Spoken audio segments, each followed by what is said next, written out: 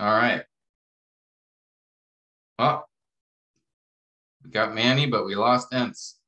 All right. Let's jump right in. Just going to forge ahead, looking at, hello, Manny. Morning. Hello, good morning. Morning. Good morning, Good to see you. Pastor Tim. All right. Well, we're going to continue looking at some of the key hermeneutics when it comes to studying prophecy. So let's just jump right back into those key principles. We've already talked about authorial intent, the audience, considering there be more than one, the different genres that we will find in prophetic books, and keeping that in mind as we interpret. And then finally, the literal interpretation. That's where we left off last week. Because it seems when we get to prophetic books, it seems a lot of times like the interpreters sort of just change in their perspective and all of a sudden really in their approach to interpretation, because prophetic books have sometimes a lot of imagery and sometimes symbolism and other things that it seems like a lot of expositors, a lot of interpreters just look at prophetic text just differently. They don't start with the same basic hermeneutics, the same basic principles that we do for every other genre. And I think that's where we can get into trouble. So as we talk about a literal interpretation, we're going to use the same approach, the same hermeneutical approach to a prophetic book as we do any other book. And that is, first, you take a literal interpretation unless the text gives you obvious indication that it's something different. So let me explain that a little more. Again, historically, if you remember, we talked about at one point, I don't remember if we did last week or not, but the allegorical interpretation, that approach was adopted in the early church because they were looking for ways to understand these Old Testament passages and how they applied to the church. And because the literal meaning didn't make a lot of sense to them as how it would apply to us today, they took this allegorical approach where they had these three layers of interpretation. There was the literal interpretation on the surface. There was the moral interpretation sort of just underneath. And then there was the spiritual interpretation underneath that. But that was the one that wasn't obvious. And so they had this elaborate system to identify, different aspects of the passage, and everything was symbolic. Everything had a spiritual meaning. And so that became the dominant interpretive approach from 250 AD, 300 AD, all the way up into the Reformation, 1200 plus years. Now today, once the Reformation came, John Calvin and others helped to bring us back to a more literal, grammatical, historical, contextual interpretation of Scripture. And today, most of the evangelical church no longer use the allegorical method. I would say, again, I highlight conservative. Okay, there are a lot of people in Christian churches that use all kinds of fancy interpretation approaches, but in conservative churches, that the allegorical method's no longer valid, but we see some of its effects still in how prophetic texts are interpreted. That often prophetic texts seem to have, in the minds of many, this underlying spiritual, symbolic significance, that what is on the surface of the passage isn't the real meaning of the text, that there's something that we have to dig for underneath that has a spiritual meaning. And so there's a desire to do that, especially in Old Testament prophetic passages. And I'll talk about some of the reasons for that in a future class. I don't remember if we'll get to it today or not. Now, to determine, this is the main question. Well, how do I know? How do I determine whether a text is literal or figurative? Because there are some passages where there is a lot of symbolism, where there is some spiritual significance to the events being described, and that the events described actually aren't literal, but they're a picture, a vision, something like that. So that does happen. The question is, how do we determine whether to interpret a prophetic text literally or recognizing that it's figurative? So I want to share with you just a few principles to consider in trying to answer that question. The first thing I would say is look to see if there's an explanation in the text itself. Sometimes in prophetic passages, the prophet tells us what it is. He explains the symbols or the meaning of the passage. You saw that in your Zechariah messages when you guys prepared those sermons for the class a few years ago, that there was an angel or the angel of the Lord or the angel of Yahweh was there actually explaining the meaning of the visions. Here's an example from Daniel 8. I think this is where we left off last week. Tabs, I'm going to ask you, can you read this is just the first 7 verses of Daniel 8. Okay, Daniel chapter 8, verses 1 to 7. In the 3rd year of the reign of Belshazzar, the king, a vision appeared to me, Daniel, subsequent to the one which appeared to me previously. I looked in the vision, and while I was looking, I was in the citadel of Susa, which is in the province of Elam. And I looked in the vision, and I myself was beside the Ulai Canal. Then I lifted my eyes and looked, and behold, a ram which had 2 horns was standing in front of the canal. Now the 2 horns were long, but one was longer than the other, with the longer one coming up last. I saw the ram butting westward, northward, and southward, and no other beasts could stand before him, nor was there anyone to rescue from his power. But he did as he pleased and magnified himself. While I was observing, behold, a male goat was coming from the west over the surface of the whole earth without touching the ground. And the goat had a conspicuous horn between his eyes. He came up to the ram that had 2 horns, which I had seen standing in front of the canal, and rushed at him in his mighty wrath. I saw him come beside the ram, and he was enraged at him. And he struck the ram and shattered his 2 horns. And the ram had no strength to withstand him. So he hurled him to the ground and trampled on him, and there was none to rescue the ram from his power.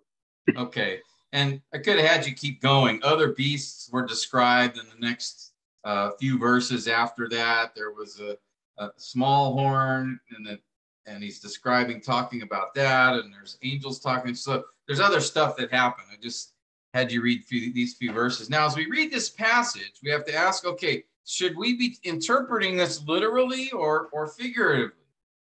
Okay. Now, what do you guys think?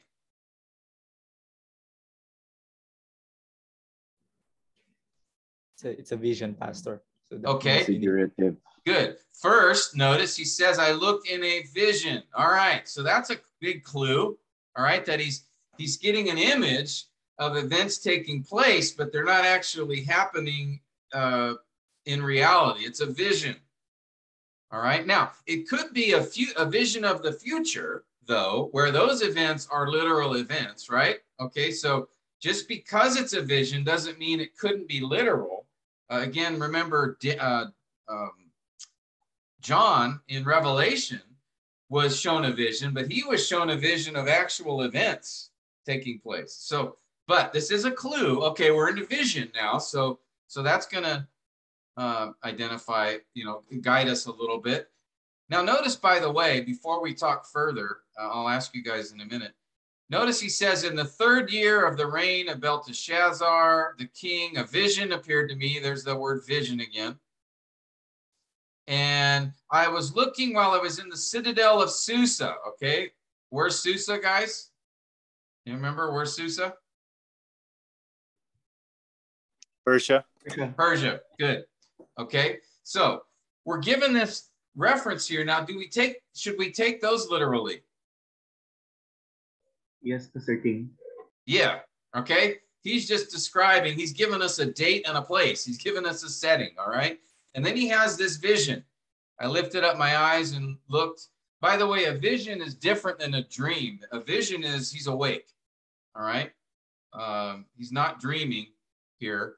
A vision is a different word for a dream. So he's not sleeping. He's actually awake, and he's being shown these things. And he sees these very fanciful creatures, right? A ram, 2 horns, one was longer than the other, and he's describing some events. Okay, so back to my question, literal or figurative? We have a clue it could be figurative because of the idea that it's a vision. Anything else that would direct us one way or the other?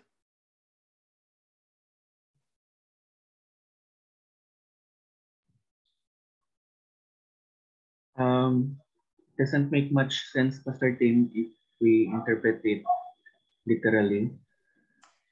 Okay, why is that? 2 animals fighting. Yeah. It does not have much significance. And the other beast has a horn between his 2 eyes, looking like a unicorn.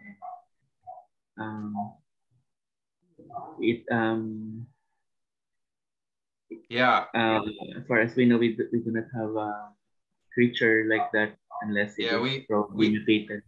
We call this a goaticorn.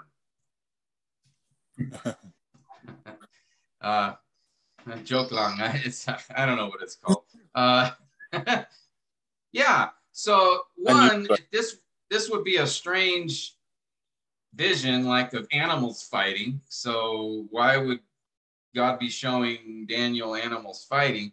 But then we haven't read the whole passage, have we? All right, we just read the first part. If we go later in the chapter, and here I'll ask Renee, could you read verses 15 to 17? And Manny, I'm going to ask you to read 18 to 21 here. Yes, Pastor. Daniel 8, chapter 8, verses 15 to 21. When I, Daniel, had seen the vision, I sought to understand it, and behold, standing before me was one who looked like a man. And I heard the voice of a man between the banks of Ulai, and he called out and said, Gabriel, give this man understanding of the vision. So he came near to where I was standing, and when he came, I was frightened and fell on my face.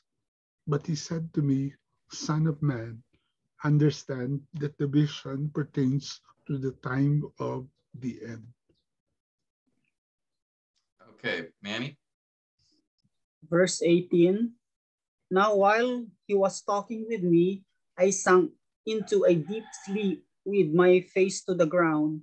But he touched me and made me stand upright. He said, Behold, I am going to let you know what will occur at the final period of the indignation, for it pertains to the appointed time of the end. The ram which you saw with the 2 horns represents the kings of Media and Persia. The shaggy goat represents the kingdom of Greece, and the large horn that is between his eyes is the first king. Okay, now, of course, we could keep reading. Gabriel gives more explanation, but what do we see here? What's revealed here that tells us, should we interpret this vision literally or figuratively?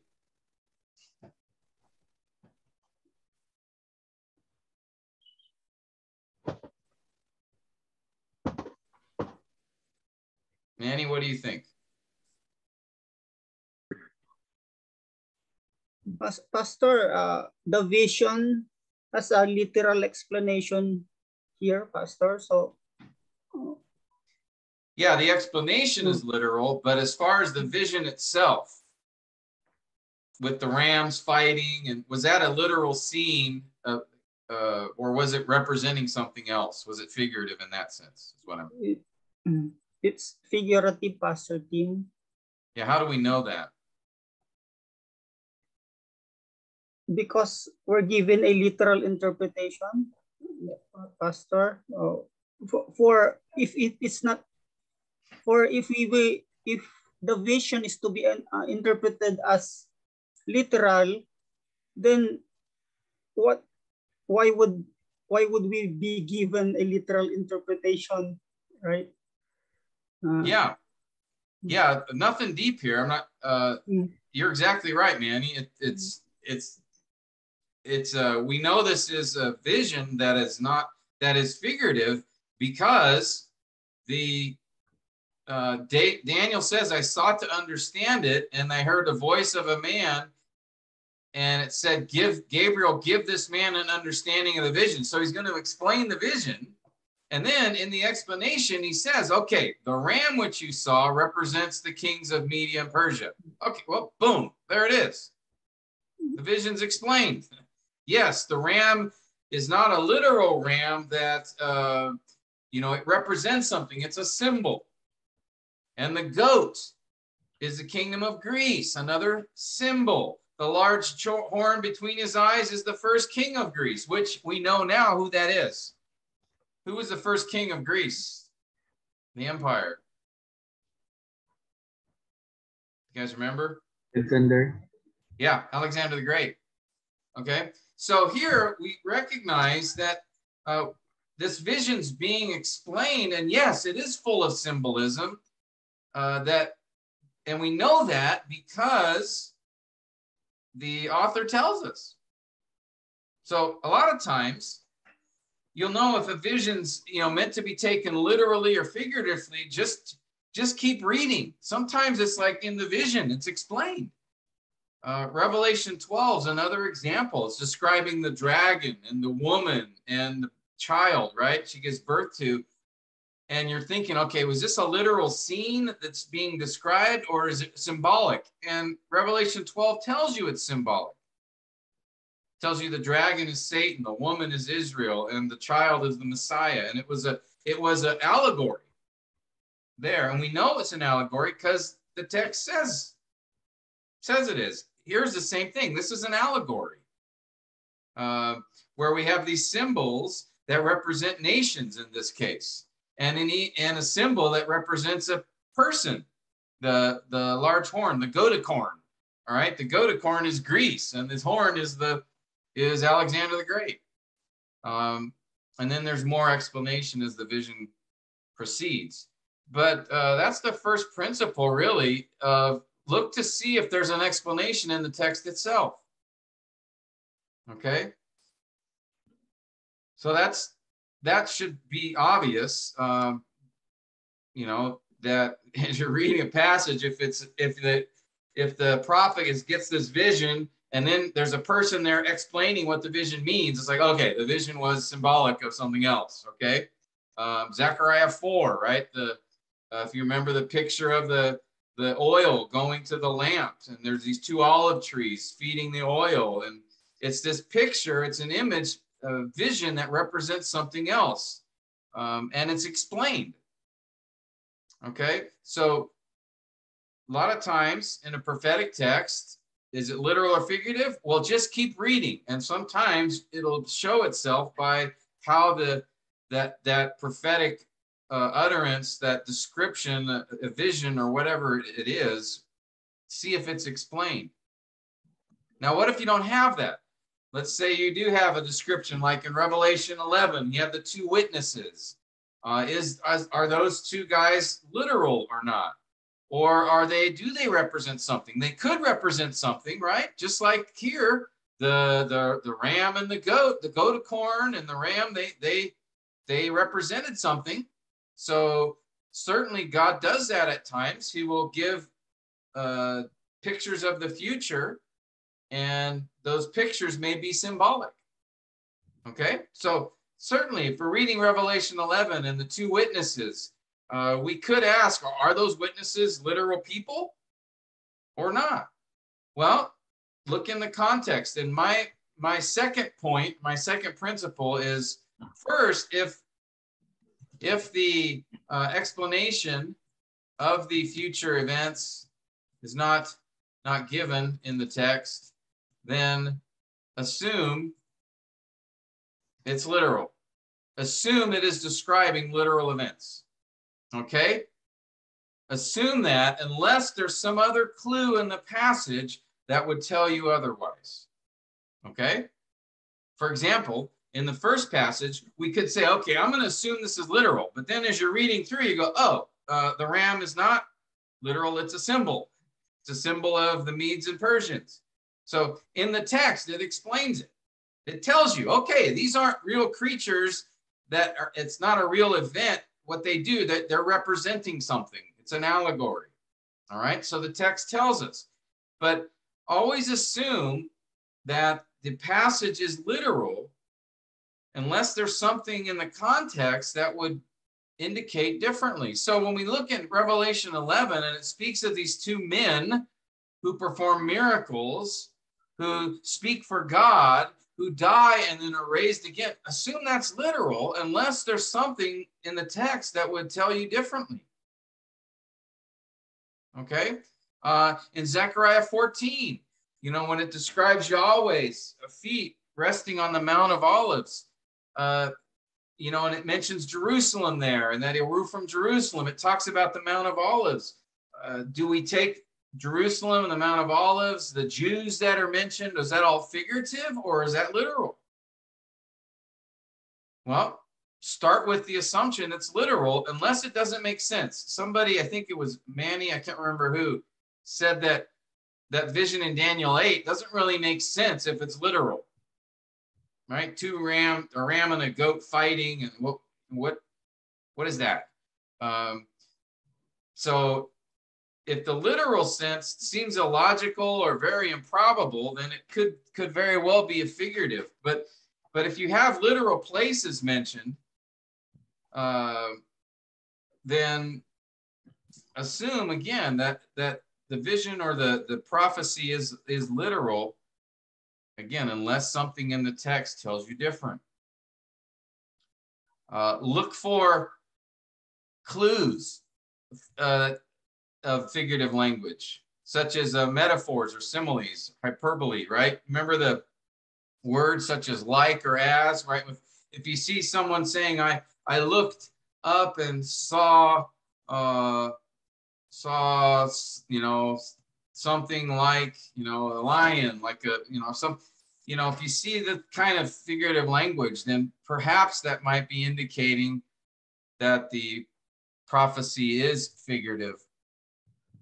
All right. It would be a clue of the potential. If numbers are used, you know what? Assume those are real. Those are literal numbers. Again, unless something in the text tells you differently. All right. The 144,000. You come across that passage in Revelation 7, you go, okay, now is that a literal number or is it figurative? The context says, right, there's 12,000 from each tribe. Now, if these are not literal, what in the context would show that this is figurative? 12,000. And then the total is 12,000 times 12 tribes equals 144,000. Well, he used literal math there. Right? That's the right answer, isn't it? So why would he do that if it's figurative? Or the number 1,000 in Revelation 20. Is it just representative of a large number? Why can't it be a literal 1,000 years?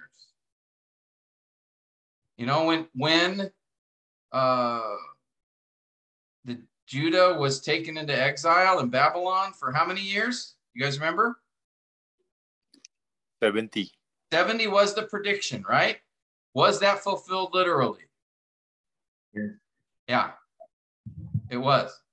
If you look in the Bible, most numbers in prophecies are actually literal. Most. Not all the time, but so even in the visions, in the vision in Zechariah 4, it describes 7 lamps. Well, that's because there's 7 lamps. Now, there was a reference to the 7 eyes of the Spirit that could be symbolic, and there's reasons for that. So I'm not saying that every number always has to be literal, okay? But what I am saying is most of them actually are. And there's got to be some clear indication in the passage that would tell us differently if they're not literal. Okay. Yes. Could the 1,000 years in Revelation 20 be figurative? It could. That's one possible option. But at the same time, there has to be something in the text or in the, in the context, the immediate context or the larger context that would tell us that it's not. To go to another verse in Peter or another verse in Psalms and say, and look at it and say that, the cattle on 1,000 hills. Well, there the number 1,000 is figurative. It's not a literal 1,000 hills. It's just a lot of hills. Well, you can't just run to another passage to interpret Revelation 20. All right. Now, that's not to say that, the Bible, Scripture interprets Scripture. So certainly there are times where other passages can help us understand something in a given text. But too often I see that, the number 1,000, it's used figuratively over here and over here. Therefore, it must be figurative here. Well, okay, the number 7 is used figuratively in many places. The number 12 is used figuratively in many places. Does that mean there weren't 12 disciples? Because the number 12 is used figuratively in other passages, or there weren't 12 tribes? Right? In Proverbs, right? For 6 things, what is it? Proverbs 30. Let me just look this up just to give you an example. Is it 30? Oh, my memory's so bad anymore.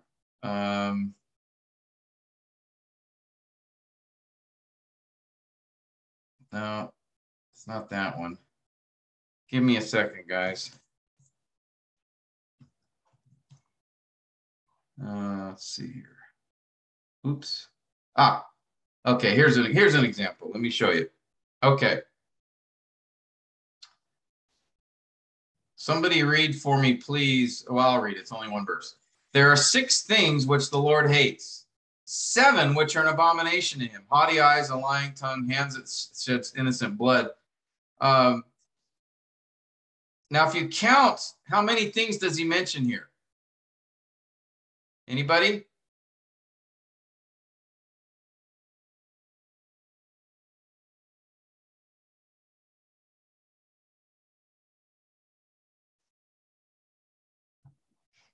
You guys are slow. 7, right? 7. Yeah. But what does he say first? There are 6 things which the Lord hates. Yes, 7 which are an abomination. And then he lists 7 things. Well, is it 6 or is it 7? Which is it? I could take you to actually in Proverbs 30. Where is it? 3 things which will not be satisfied, 4 that will not say enough. Sheol 1, earth 2, fire 3, the eye that mocks a father 4. Well, is it 3 or 4 things? Which is it? Well, he lists 4. So clearly there's some figurative language. This is a Hebrew idiom. All right, being used. So this is figurative language. All right, so sometimes numbers can be used figuratively. But you can't take a number. If you see the number 7, that's the number of completeness. So every time you see 7, it's not really literal 7. It's the number of completeness. Well, there's a lot of places where it has the number 7 that's literal. So you can't, like here, there are 7 things, and there were literally 7 things that the guy listed, that Solomon listed. So it's just to say, we have to be careful. There has to be something guiding us in the passage to indicate it's figurative. And when you look at Revelation 20, for example, that number 1,000 is repeated several times, for one. And it's given in the context of events that are going to take place in the future when Christ will bind Satan for that 1,000 years and, the kingdom and all of that. But you have to ask yourself, okay, is Jesus there in Revelation 20? Is that literally Jesus? Is Satan there in Revelation 20? Does that literally refer to Satan? You know, so again, looking at what in the passage, there's all these things being described literally. Why can't the number 1,000 be literal? Okay. Again, I'm not saying that you know, I'm not saying that the numbers can't be literal. Certainly they can be figurative at times. Like, for example, the cattle on 1,000 hills. I think that's in Psalm 50, where he mentions that. Yeah, every beast of the forest is mine, the cattle on 1,000 hills. I know every bird of the mountains. Well, does that mean that only the cattle, that God has counted 1,000 hills and that only the cattle on those 1,000 hills are his? Or was that a figurative expression? And there, I think, as we read through the psalm, we recognize that he was using figurative language in that case. So in that case, 1,000 is likely a reference to, you know, the cattle everywhere. Okay, but you can't take that verse and then go back and say, now 1,000 here in Revelation is also figurative. That's not a good reason. Or oftentimes people will look to the passage in 2 Peter, right? You guys know this one. 2 Peter, was it 3:10 or so? Verse 8. Verse 8, thank you. You want to read that?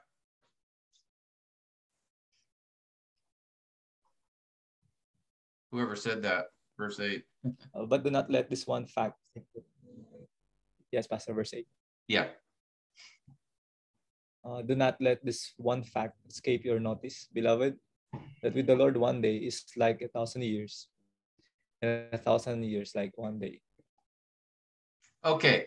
Is he being literal or figurative here? And how do you know? It's figurative, Pastor, because of the word like. Yes. Very excellent observation. It's like 1,000 years. Okay. Metaphor. Or simile, sorry. Simile. Yes, it's figurative.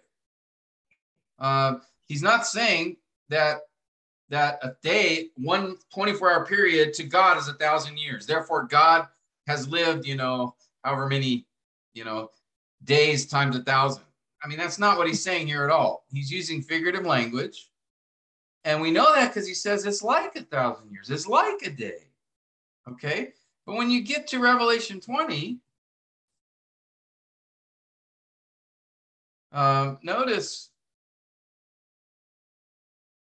they came to life, reigned with Christ for 1,000 years. The rest of the dead did not come to life until the 1,000 years were completed. They will be priests of God, of Christ, will reign them for 1,000 years. When the 1,000 years are completed, I mean, if that's just some indeterminate number, it's kind of odd that that's just repeated. Usually when you have a large number, it's myriads and myriads, 10,000s and 10,000s. Usually if it's undefined like that, you don't see the even number 1,000. You'll see a big number. So I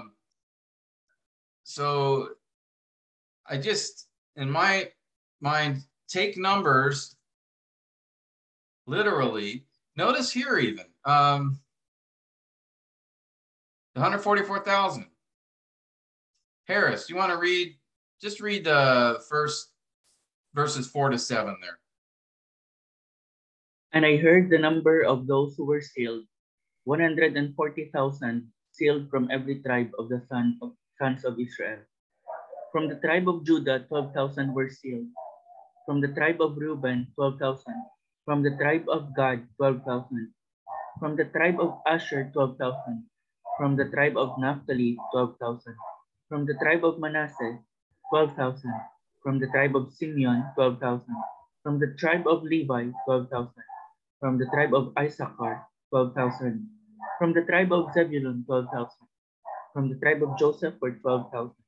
From the tribe of Benjamin, 12,000 were sealed. Okay. Now maybe you're wondering, why did he ask him to read all those tribes? Well, think about this, guys. If this is figurative, why does he mention each specific tribe of Israel and name them and indicate 12,000 as the number? If it's not literal, what's it referring to? See, there's no guidance here in the text, right, to tell us that it's figurative. Unless I'm missing something. I mean, we could read the whole chapter, but he goes on to another vision in verse 9.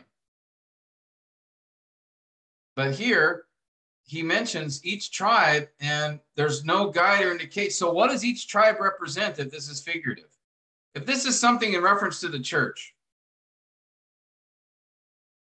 why mention each of these 12 tribes specifically? These are the names of the literal tribes of Israel. Okay, there's no guidance here. You're off on your own trying to figure out what this means. You'll come up with your own interpretation. Unless it is, you know what? Actually, there are going to be 144,000 Jewish people that are sealed in the tribulation. Does that interpretate? Could that make sense? Is that a possibility? Yeah, certainly. Of course. God could set aside.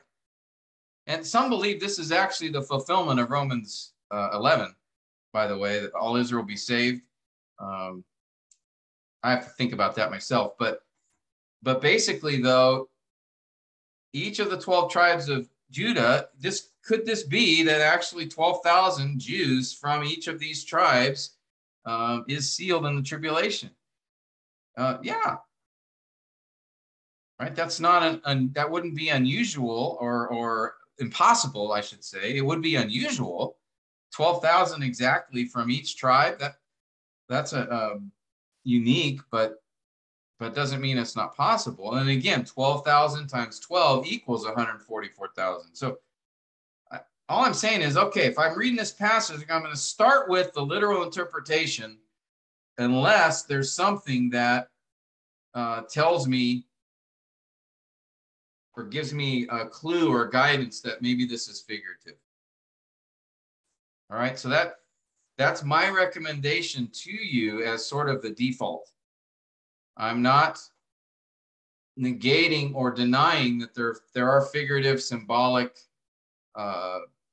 prophecies, or that there's symbolism or figurative language used in prophecies. But what I am saying is, don't always assume that. Start with, okay, this is a literal number, and then go from there. And if something in the passage, like Jason noticed in 2 Peter, he noticed a simile being used there. So that does indicate, okay, this isn't a literal number. He's using this as this figurative language to communicate something. Any comments or questions about that? Sir, I'm just curious if, for example, something that starts off figurative can turn into something that is symbolic. Can something that starts literal? If there's no, if there's a passage that seems figurative at first, but when you look at it further, it's more symbolic. Is there something like that, or is it always it's always separate? The symbolic is always separate from the figurative. Well, symbolic would be figurative. That's in the same category. Okay, I understand. Okay.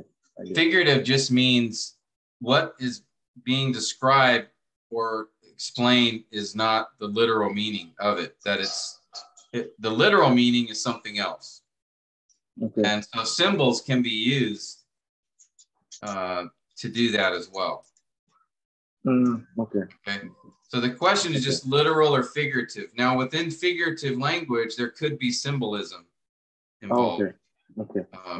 But they're both figurative. I thought it was something separate. Okay. Thank you, Pastor. Any other questions?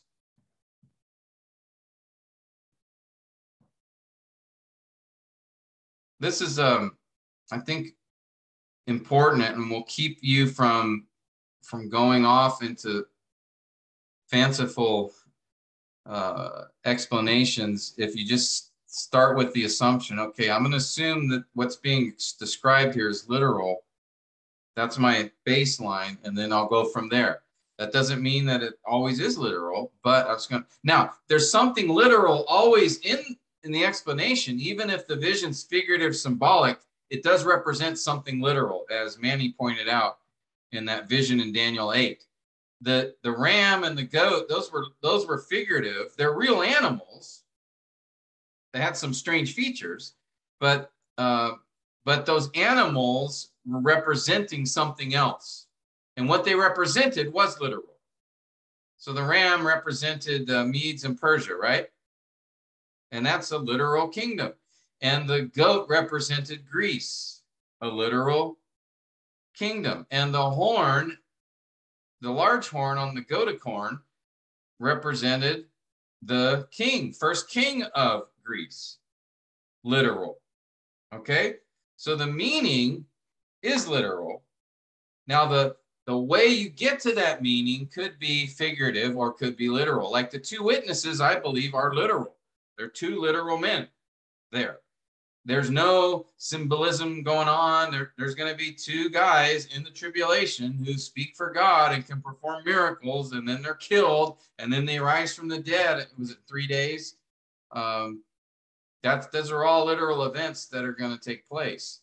But then if you go to, like I said, Revelation 12, where you have this vision or picture of a dragon, the woman, the baby, those are literal objects, but they're symbolic. So they're figurative in how they're being presented, but they do explain a literal concept.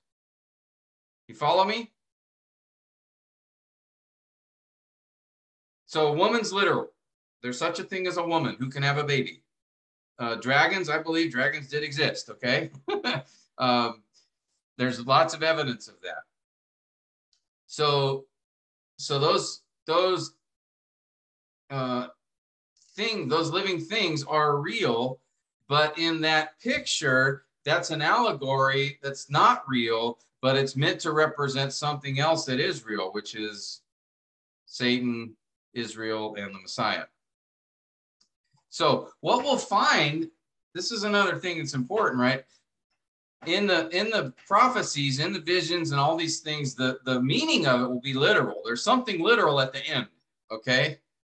But sometimes the way that literal event or situation is presented could come through figurative or symbolic language. But oftentimes it comes through literal language, that these are literal events that are taking place in the future. Okay, so the way you figure that out is, one, look for clues in the text to see, does it indicate it's figurative, either through being explained or through perhaps some figurative language like similes or metaphors or things like that, or words like represents. Okay, you guys with me? All right, let's talk about, let me see if I had any, here's the description of the Revelation 12. It's clearly allegorical because in the vision, it describes the dragon. Right, was the dragon was, verse 9, that's what it was. Right, the great dragon, the serpent of old is called, so he tells us who the dragon is. He tells us the child who's to rule all nations with a rod of iron. That's obviously the Messiah, right? There's only one child that's going to do that, Psalm 2 describes. And then this woman had 12 stars on her head. Now here's a situation. On her head was a crown. So in the picture, in the vision, there's this crown of 12 stars on her head. Now, if this woman gives birth to the Messiah, who could she be? Clearly, this child born was symbolic, represented the Messiah. The dragon in this vision represented Satan. So the woman must represent something, because the other two key characters represent something. And this woman has a crown on her head with 12 stars on it. All right, that number 12 should, again, is that literal or figurative? I think the number 12 is literal. And even though the woman's, this is an allegory, she's still wearing a real crown on her head that had 12 stars. So that points, that identifies her. We know she's a symbol of something. That tells us what she is a symbol of. If she gave birth to the Messiah, then who is this woman representing? Israel. Israel. Okay, how do we know that? Well, again, in this vision, we look for clues, and the clues that tell us this is not literal but symbolic is given in the fact that the dragon is symbolic, represents Satan. The male child, the son, it represents the one who's given the rule of all nations. So we know this vision is a symbolic or figurative, it's an allegory. All right, so that means this woman must also be an allegory. And obviously a woman clothed with the sun and the moon under her feet, that's, you know, that's not literal. Right? Clearly there's no human can have that. So she obviously is a symbol of something. And we can interpret what she's a symbol of by recognizing that the 12 stars and that she gives birth to the male child. So it's just an example of within the passage, we can determine or interpret it as literal or symbolic or figurative based upon information given within the text. Okay? Now, let's look at a fifth hermeneutical principle, and that is, and this is what really makes interpreting Old Testament prophecies rather confusing. And that is, oftentimes within Old Testament prophecies, there's a mixture of time. Often in relation to the Messiah, there's often a mixture in the first and second comings. All right? And that makes it difficult at times to interpret. So here's an example. Let's see, who hasn't read? Ents, why don't you go ahead and read this, Isaiah 9, 6, and 7, all right? Well-known text, but go ahead and read it. For a child will be born to us, a son will be given to us, and the government will rest on his shoulders. And his name will be called Wonderful Counselor, Mighty God, Eternal Father, Prince of Peace. And there will be no end to the increase of this government or of peace on the throne of David and over his kingdom, to establish it and to uphold it with justice and righteousness. From then on and forevermore, the zeal of the Lord of hosts will accomplish this. Okay, so as we look at this passage, notice that we can see here there's a mixture of the first and second comings. Where do we see the first coming? Child is born. Yes. Verse 6. A child is born to us, a son will be given to us. Okay, Isaiah is speaking, so presumably the us is the people of Israel. And then we see a reference to the second coming here. Where is that? Or at least the result of the second coming. The government will rest on his shoulder. Okay, because that didn't happen at the first coming, did it? Yeah. There will be, where else?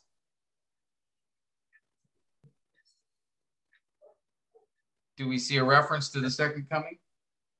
7 to 13. Yeah. 7. Most of the verse, right? Yeah.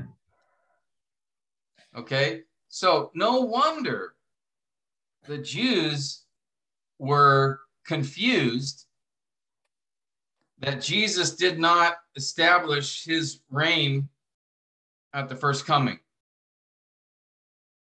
Remember, they had the expectation that when Messiah comes, he will throw off all of Israel's enemies and rule.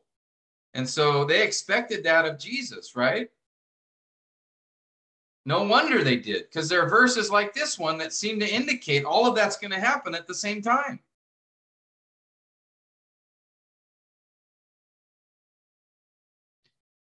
That both the elements of his first and second coming are within these two verses. Basically, even within the one verse, we have the elements of first and second coming. So the prophets did not always describe future events in a chronological order. They often would move back and forth, or they would mix events from the first and second coming. And it's kind of like looking at this mountain range here. You guys see this? What a beautiful picture. Looks like Switzerland or something. Don't you feel peaceful when you look at this? Look at that beautiful reflection in the water. So nice. There's snow. By the way, some of you guys, maybe you've never seen, this is snow. All right, this is what snow looks like. All right, this is white powdery stuff. Actually, you know what? We got snow here where I live last week. It snowed here. But when you look at these mountains from far away, it looks like they're all about the same distance, doesn't it? If you look at it from far away, they just look like they're all, you know, at the same distance away. But when you zoom in, sorry about that. When you zoom in, you realize there's actually, notice that there's a distance here between these two peaks, and then a distance to the third peak. And actually, this could be several miles. This could be 20 kilometers from here to here or more. From far away, looks like they're all the same distance. But when you get closer to the, you actually realize, no, there's distances between the peaks. And we can, this is kind of, I think, a helpful explanation of these prophetic texts, because many times the prophet, when he's speaking, it sounds like all the events he's describing are happening at the same time. But in reality, he's sort of describing a mountain range where some of the peaks may be close in time, but some of the peaks may be far away. So that's the challenge. And probably, I think, the most vivid or extreme example of this is found in Micah chapter 4. You guys know the verse Micah 5:2, right? But as for you, O Bethlehem Ephrathah, from you one will go forth from me. One will come forth from me whose goings are from long ago, right? That prediction of the Messiah being born in Bethlehem. You remember that passage, right? Well, if you read the verses before that, it's actually very confusing in some sense. So what I want to do is just take a few minutes, the rest of the time we have this morning, and just have you, I want us to read through Micah 4, and I want to show you this in that passage. Micah 4. So we'll just do like we were doing here. I'm going to ask if have different guys read here. I'll start with Ince. If you could read 1 to 3, and then come back up to you, Renee, verses 4 through 8. Okay, this is from Micah chapter 4.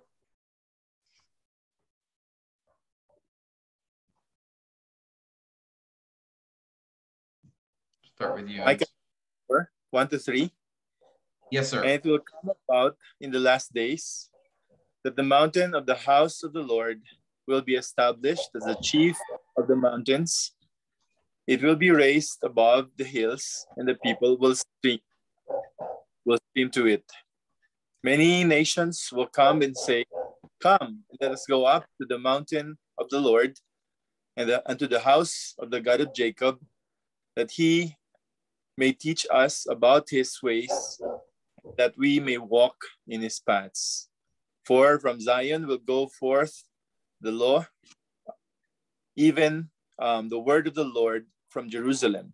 Verse 3, and we will judge between many peoples and render decisions for mighty distant nations. Then they will hammer their swords into plowshares and their spears with pruning hooks.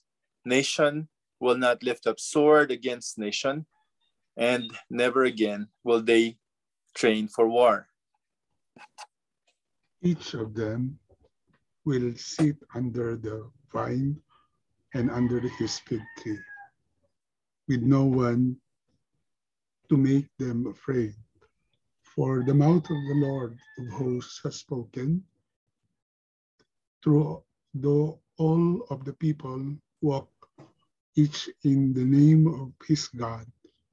As for us, we will walk in the name of the Lord our God forever and ever.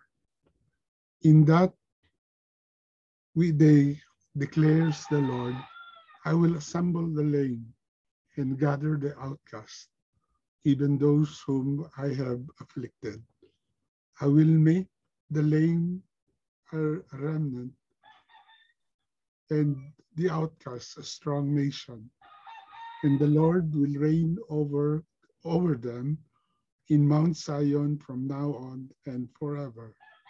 As for you, tower of the flock, hill of the daughter of Zion, to you it will come, even the former dominion will come, the kingdom of the daughter of Jerusalem. All right, thank you.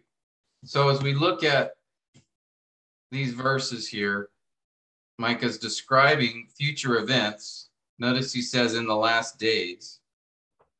What time period is he talking about here, you think? The millennial reign, certain. Yeah, the millennial kingdom here, I think, right? Notice he says in the last days, which is often a reference to the reign of the Messiah. The Lord will reign over them from Mount Zion from now on and forevermore.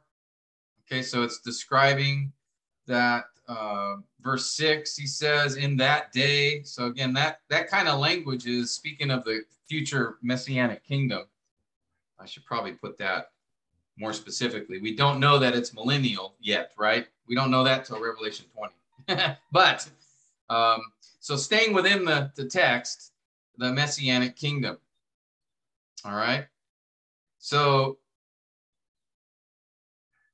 he's talking about in the last days. All right. So in the future, when Messiah reigns, this is what it's going to look like. All right. In Micah 3, by the way, he had just proclaimed judgment on Jerusalem. So remember in the prophetic books, there's exposure of sin. That, as we talked about before, the prophets would often expose the people's sin, call them to repentance, and then there'd be a promise of restoration. Well, Micah's just done that, where he's declared judgment, called them to repentance, and then in Micah 4, he moves towards the promise of restoration. So here he goes ahead to the messianic kingdom. So we don't know like what years that will be in, right? Sometime in our future. Okay. Now let's keep going. All right. Micah 4, 9 and 10. Harris, you want to read this one? Now, why do you cry out loudly? Is there no king among you? Or has your counselor perished? That agony has gripped you like a woman in childbirth. Weep and labor to give birth, daughter of Zion, like a woman in childbirth. For now you will go out of the city, dwell in the field, and go to Babylon. There you will be rescued. There the Lord will redeem you from the hand of your enemy. Okay. Now, is he still talking here about the messianic kingdom? No, Pastor King.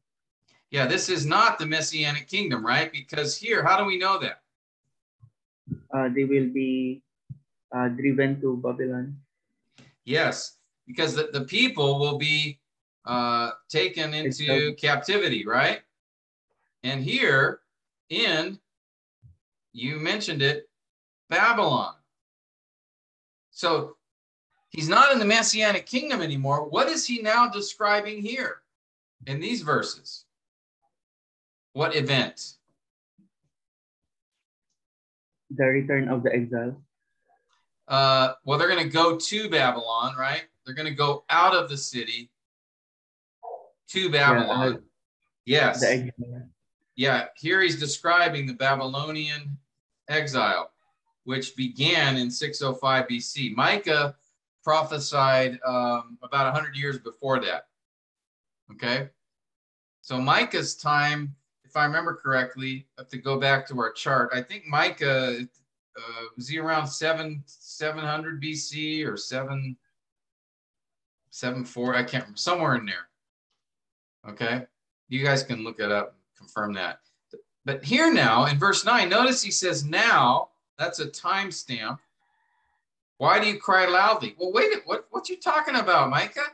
You were just describing the Messianic kingdom and how Yahweh will reign and it's going to be wonderful. And then all of a sudden he says, why do you cry? Writhe and labor to give birth. You will go out of the city and go to Babylon. Well, is he saying in the Messianic kingdom that the Jews are going to go into exile into Babylon? Or is he describing another event? And I think here he's describing another event, an event yet future, about 100 years in the future, to Micah and his hearers, okay? So this is a prophetic utterance, but he's gone from the Messianic kingdom. Now he's come back to just the near future. He went from the far future to the near future. You guys see that? All right, let's keep going. Tabs, why don't you read Micah 4, 11 to 13? Yes, Pastor. Micah 4, 11 to 13. And now many nations have been assembled against you, who say, let her be polluted and let our eyes gloat over Zion. But they do not know the thoughts of the Lord, and they do not understand his purpose. For he has gathered them like sheaves to the threshing floor. Arise and thresh, daughter of Zion, for your horn I will make iron, and your hoofs I will make bronze, that you may pulverize many peoples, that you may devote to the Lord their unjust gain, and their wealth to the Lord of all the earth. Okay, is he still talking about here about Babylonian exile? I don't think so, Pastor. What would be some clues that might indicate he's not talking about that time anymore?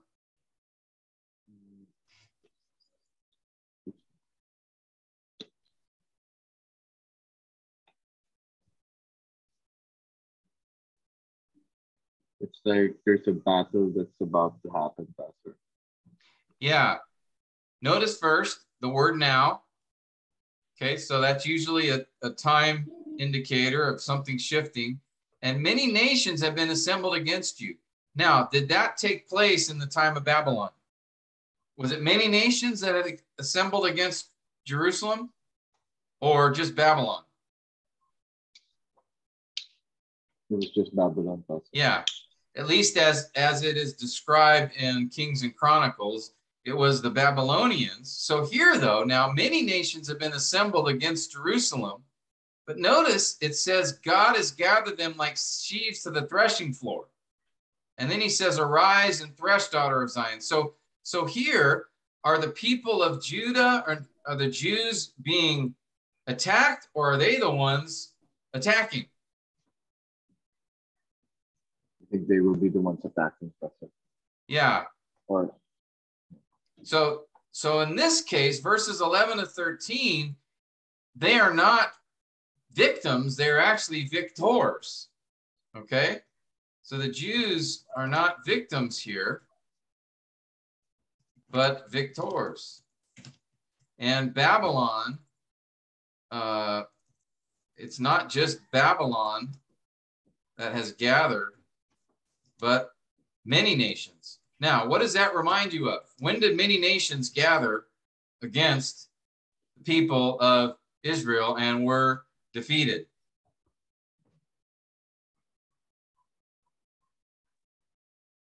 Battle of Armageddon. Yeah, this is speaking of Armageddon, or the beginning of the Messianic kingdom, right? If we go to Zechariah chapter 14, or go to Joel chapter 3, we can figure out, or you can go to Revelation 19, we can figure out that this is a reference to Armageddon.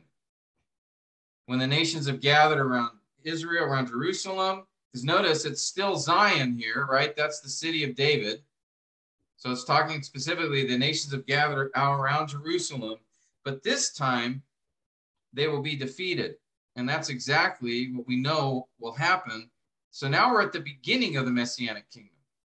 Okay, so we've gone from the Babylonian exile, which is 100 years in Micah's future, to many years. We don't know how many years in the future, right? But many years. All right, you guys following so far? Okay, let's keep going.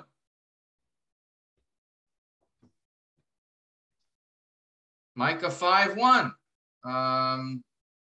Jason, I'll give this one to you. Verse 1, Micah chapter 5. Yes. Now muster yourselves in troops, daughter of troops. They have laid siege against us. With a rod they will smite the judge of Israel on the cheek. Okay. Now this one's a little tough, but Jason, you got any thoughts? Notice again the word now. So we have a time reference here, at least that there's a shift in time again. Any idea when this is referring to?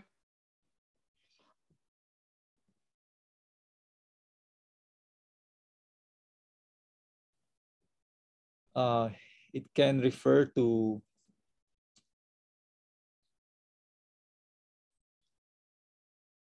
Yeah, it's hard. There's not a lot here. But it could be it could be the second coming, Pastor. Because could again, be. Notice, okay, muster yourselves in troops. Okay, speaking still to Judah, to Jerusalem, right? Mm-hmm. They have laid siege against us. With a rod, they will smite the judge of Israel on the cheek. So notice here that there is something bad that's going to happen to Israel, to Judah specifically, because this judge will be smitten on the cheek. That is struck. And they've been laid siege against. It could still refer to the events here, as Jason just said, but I think with the reference to now, he's shifting again. Okay, for a fourth time. I think this could be a reference to when Nebuchadnezzar, boy, I can't spell. Nebuchadnezzar laid siege to Jerusalem, and because in 2 Kings 25:6-7, it says that he struck Zedekiah, the king at the time, and gouged out his eyes. This could be a reference to that. All right. I'm not going to be dogmatic here. I think there is a shift in time, and I think he's going back to the Babylonian, just at the beginning of the Babylonian exile, or during, not in the beginning, that this was Nebuchadnezzar's last siege, which was in, I think, 586 BC. Again, this is the toughest one to determine, but I think there is a shift in time because he uses the word now, and it seems to be no longer are they victorious like they were in the previous verses, right? When the people of Judah will arise and thresh, that they will pulverize the peoples. Here, something bad happens to Jerusalem. So I think he shifted to another period in time where the people of Israel suffer. And I believe it could be a reference to this Nebuchadnezzar's last siege. Okay. This one is not as clear. But what is clear in my mind is that he shifts again in time. Now, once we get this verse where there's something bad happens, they'll smite the judge of Israel, which can be a reference to a king, a leader in Israel. After that, we get Micah 5:2, the famous verse, which we're going to have Manny gets to read this. Micah 5:2 and 3. Micah 5 verses 2 and 3. But as for you, Bethlehem Ephrathah, too little to be among the clans of Judah, from you one will go forth for me to be ruler in Israel. His goings forth are from long ago, from the days of eternity. Therefore, he will give them up until the time when she who is in labor has borne a child. Then the remainder of his brethren will return to the sons of Israel. Okay, Manny. You get the easiest question of the day. What time period does this refer to? When is this? It's the birth of Jesus, Pastor. Yes, the birth of Messiah. Yeah, and we don't know his name yet in this passage, but yeah, obviously the birth of the Messiah. Okay, which in reference to Micah, this is about 700 years in the future to Micah's day. Okay. So, and he's not done yet. All right. There's one more. Let's look at the verse following Micah 5. Manny, I'll have you read this one too. Since you had such an easy one to figure out, we're going to give you another one. Can you read verse 4, please? Verse 4. And he will arise and shepherd his flock in the strength of the Lord, in the majesty of the name of the Lord his God, and they will remain, because at that time he will be great to the ends of the earth. Okay. Does this still refer to the birth of the Messiah? Or the incarnation or the first coming? Or no more, Pastor Kim. Sorry? No more. It's no longer his birth. How do we know that? Oh, because he is mature enough to shepherd. Yeah, he will arise, shepherd his flock. And then notice, at that time, he will be great to the ends of the earth. Yes, that's what him. Right? At the first coming, right, he was crucified. And his name is great. His name is great for us, but he is not recognized around the world yet in that way. I think this is a reference to, seems to be a reference to the second coming, when Messiah reigns. Just like in Isaiah 9, 6, and 7, right? Where Isaiah mentions a child will be born to us, and then it says right, that government will rest on his shoulders, and it talks about there'll be no end to his kingdom. It's the same kind of thing here. Okay, so let's sort of take a look at what we've got here. Just a summary. We have the second coming in verses 1 to 8, Messianic kingdom. And then in verses 9 and 10, about 605 BC, right? When Nebuchadnezzar comes upon Jerusalem. Then we have at this, again, back to the Messianic kingdom, but this time at the beginning of the Messianic kingdom. Then in 5:1, it looks like a reference to the Babylonian exile, but a little bit later, 586 BC. Then we get to the first coming of the Messiah, which is around 4 BC, 3 to 4 BC. Then back to the Messianic kingdom, far future. Okay, so notice here, just in how many verses? 13, 17 verses. Notice how he goes back and forth in time 6 times. He goes way into the future, Messianic kingdom. Then he comes back into the near future, 100 years in advance. Then he goes again, way in the future to the beginning of the Messianic kingdom. Then he comes back to another time in the Babylonian exile. Then he goes forward about 600 years to the first coming. Then he goes again to the far future, Messianic kingdom. Now, if you're reading these verses, right, and you're looking at this, can you imagine being right? If you're reading and trying to interpret this before the coming of Christ, what are you going to assume? I mean, these events seem to be, he describes all these events within just 17 verses. And he keeps going back and forth and back and forth. Very confusing. Now, do you think Micah here is intending to present a chronological record of future events? Is that Micah's goal here? If it is, he's not doing a very good job.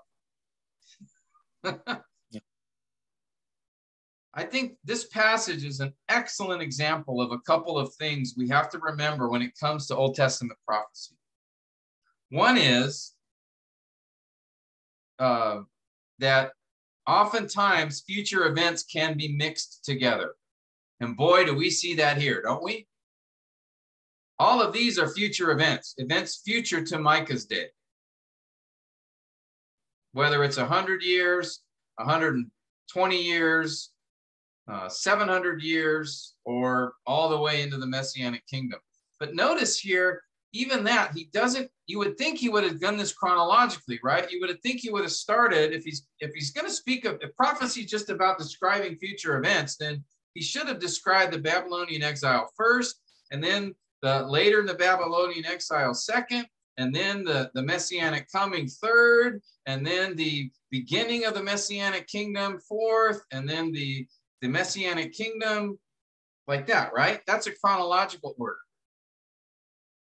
But we see here, again, this is not the main intent of prophecy, to give a chronological description of future events. Sometimes prophecy does that, okay? Daniel 11, it's a clear description of events in the future, though there is a huge jump at the end of chapter 11, but it still describes events that are going to take place. Daniel chapter 8 describes sort of a chronological order of events. So certainly there are prophetic texts that do that, but that's not the main purpose of prophecy. Okay? You see, Micah here had a particular message that he was trying to communicate, and he was using future events in relation to the Messiah, but not solely. Future events in order to make a point. And so he puts the future events in not a chronological order, but he uses them thematically. Now, why? What was his point? Well, keep attending class, because we're going to come back to this passage and talk about why. But what I wanted to do, yeah, I know that was a shameless attempt to try to keep you coming. But this passage to me is one of the most interesting prophetic passages in the Old Testament, because it just shows us the nature of prophecy is not describing events in a chronological order so that we can, fill in our pre-trib, premillennial charts, right? And have all the events laid out. That's not what Micah's doing here at all. He's picking specific events in the future in a jumbled order in order to communicate a message to his hearers. All right. So we have to understand, read, the context of the whole book to see what he's doing here. And we will come back to this passage at a future point in time to see what it is he is doing and why Micah chose to do it that way. But I think it's important here that we recognize how prophecy works, especially Old Testament prophecy. He had a message for his present day hearers. And that was of the primary importance. God gave him insights into future events in order to support that message, but he wasn't giving them future events to just so that they would know the specific details of how things are going to happen in the future. He just picks certain aspects of those future events in order to convey a message. Okay? And I mean, he jumps around. I think this passage is the most mixed as far as time elements of any one that I can think of in the scripture.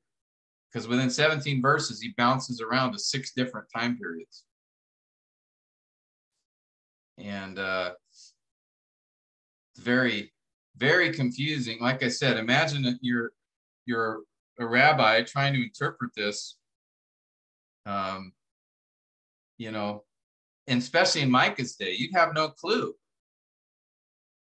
That's why, in 2 Peter, it talks about the prophets were, wondering as to when the Messiah would come. So you can imagine Micah's writing these things down, and he probably doesn't have a good idea of the whole chronology. He knows there's a coming Messiah who will reign, but he just doesn't know when that's going to be. And you can imagine him after writing this down, he's probably really thinking, boy, I wonder how all the details are going to work here. Because he didn't know about Babylon wasn't even that much of a world power at that time. Babylon didn't rise up in power until the late 7th century, around 620, 630 BC.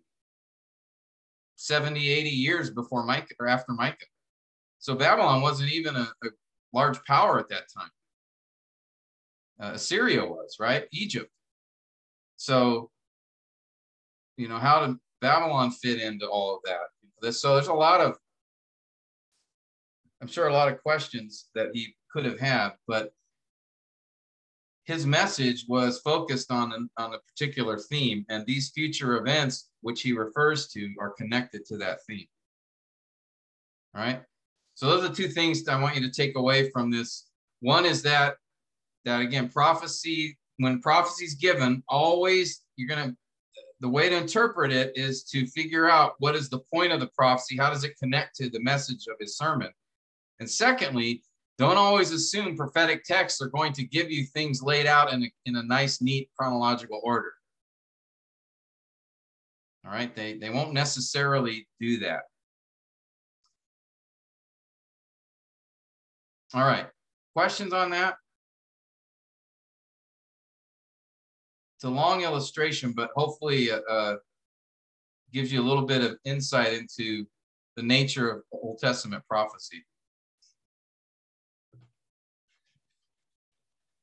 And keep in mind, that could happen with, as we read of these future events, describing the Messianic kingdom, describing the eternal state, sometimes there may be a mix even still in events yet future to us. So keep that in mind also when we're interpreting prophecy of events yet future to us. Things may not be as clearly laid out as we try to make them.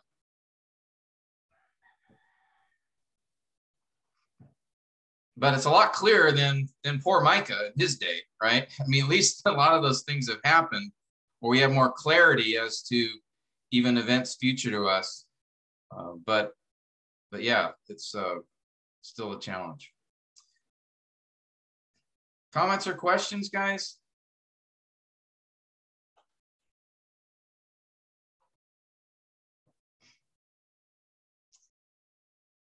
I don't remember. Do you remember if did we go through that passage together in class several years ago, module 4? Anybody remember? I can't remember if we did or not. I don't think we did, but I don't trust my memory anymore.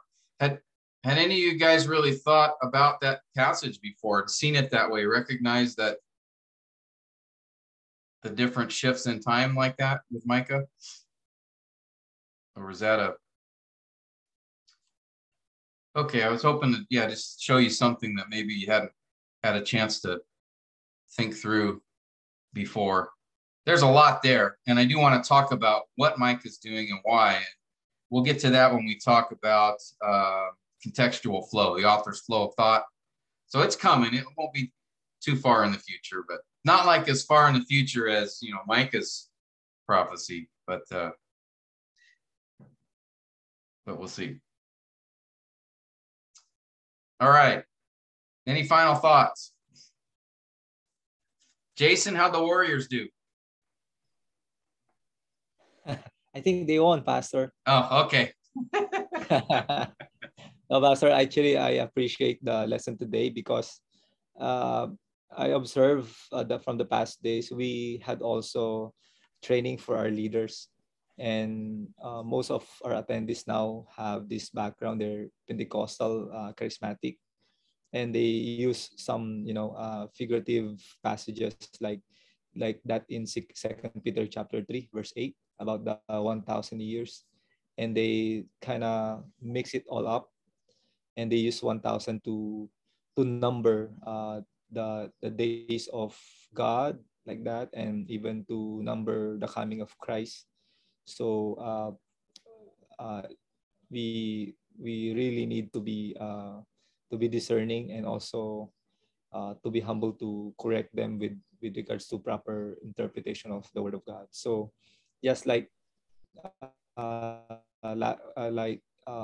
last Wednesday, that 2 Peter 3:8 about the 1,000 years have been put into question, and I've answered that the way you answered also. So thank you for this lesson, Pastor.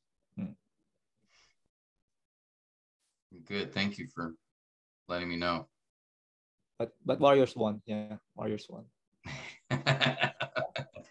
We knew it. When I first asked the guys, is Jason coming? He said, oh no, he's probably watching the Warrior game. So that's what they think of you, Jason. Yeah, because their teams did not make it to playoffs. So yeah, I used to root for the Warriors when I was a kid. I grew up. I lived in the Bay Area there near Oakland when I was a kid. So, but they weren't very good then. But, all right, thanks, Jason. Any other final thoughts or comments before we end today? Next time we meet, I want to talk about the church and Israel. All right, that's a major interpretive issue, and I wanted to deal with that up front before we go further, because that's a important hermeneutical principle, and that really affects and determines sort of how you interpret a lot of these passages, depending on what you think about the church and Israel. So that's called supersessionism. So we're going to dive into that next time we get together, okay? Lord willing. Harris, you look like you're either deep in thought or you're ready for a nap. I can't tell. Either way, can you close us in prayer? Yes, Pastor Tim.